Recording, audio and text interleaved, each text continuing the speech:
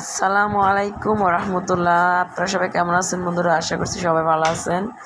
এই তো আমাদের লাল নীল সবুজ ভেজিটেবলস সবজি আমরা বাজার করছি। তো আপনারা দেখেন, আমি বাইর করছি, দেখতে থাকেন।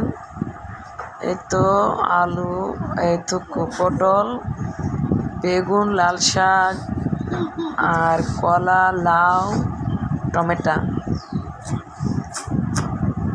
তো মোটামুটি সব সবজি আমার পছন্দ, তবে পটলটা বেশি স্বাদ, এই ছোটো পটলটা গোল গোল। এই তো আপনারা দেখতে থাকেন লাল নীল সবুজ।